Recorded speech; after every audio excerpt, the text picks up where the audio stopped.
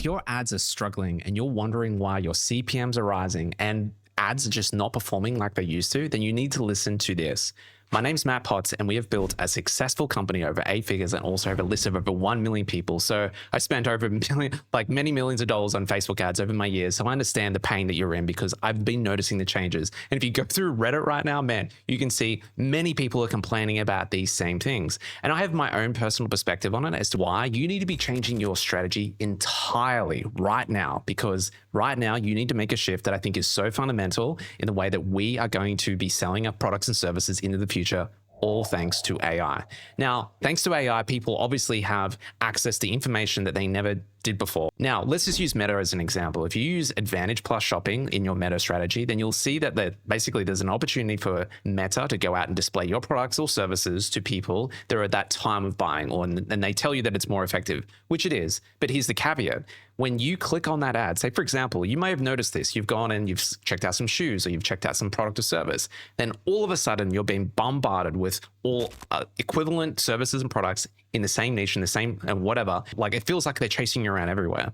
Well, what's happening now is essentially as soon as you've gone to go research or buy something, that at that point, right at that point, now it sends out a powerful AI signal to these meta platforms or these algorithms, then show this person's interested, bang, all other advertisers are all clumped together and then bombarded left, right, and center. So you may have generated interest in something, but then huge other brand that has many more creatives that they're launching is then hitting that same person many times over, and you're losing the sale. So you need to understand this, that it's so critically important now that you just don't rely on one creative. I think right now, before I used to scoff my brain at some people will be like, you need to be spending money on like top of funnel ads and things like that. Actually, today, it's really, really important that you create this inner ecosystem, or this like meta retargeting list becomes the safe haven for your prospects.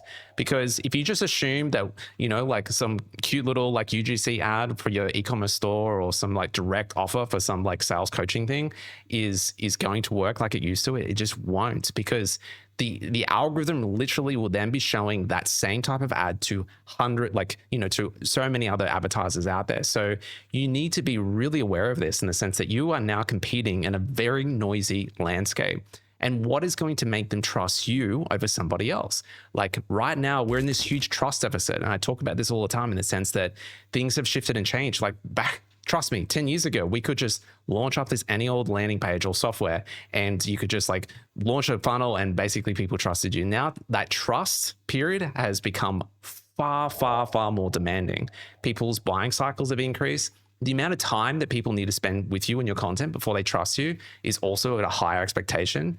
And basically, you just can't just assume that these old tactics that some of these gurus are still peddling are going to work like they used to before. You need to shift things up. You need to completely change the way you position yourself, and you're making sure that you are standing out, making very clear statements in your industry or niche. So the way that we can start doing that is that if you're particularly using any form of AI tool to help you scale out your content, then that AI tool needs to understand not just a little bit about your brand or some of your little quirks. Actually needs to understand your entire worldview. It needs to understand where you're coming from, what you stand for, your macro perspectives, your archetypes, your customer archetypes, where they're at in their sales process. It needs to understand as much of this information as possible, because otherwise you're going to be lost in a lot of noise out there and your message just won't cut through. We have this most powerful way now, like understanding our customers' pain points and desires and inner things through the power of AI, but people are still just throwing generic prompts and things like that at ChatGPT, which just screams AI generated content. And it's just not good enough anymore. And the reason why it's not good enough is because millions of people are telling this one algorithm the same command all the time. Post this, write this email to here. Like I need a caption for this. And everybody is sounding the same. And so you're going to have to make sure that whatever AI tool you're using is deeply embedded with what makes you unique and what makes you stand out. Now, there's some very advanced prompting techniques that we can use to get there, but this is critical in this new landscape because because not only are you now competing with very sophisticated media buying teams that can keep up with the amount of creatives that you need to pump out to stand out in the marketplace once they've clicked on that ad. And God forbid you created that first impression or you've started that buying journey for someone, then maybe someone far more sophisticated that's just going to throw more ad creatives or more things at the wall. You will find that you will not keep up with these people and you'll be drowned out in the noise out there. And what I think is now really important, and I remember learning this at a conference recently, is in the sense that our customers are stuck in this, and this is coming directly from Google, actually, Google's headquarters.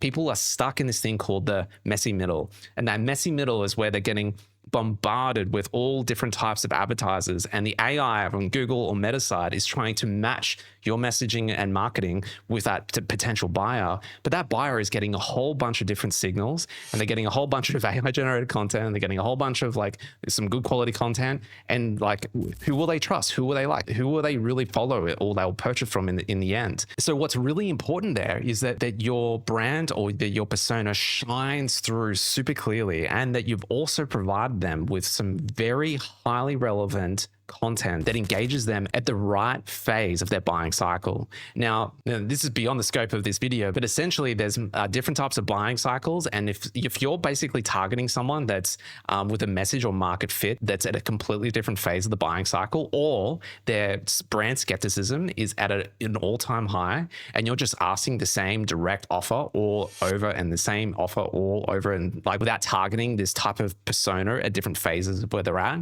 then you will also be lost in that noise, because there's people out there that will be willing to spend the time and effort that it is to target them at the right point for where they're currently at with the right type of content and messaging.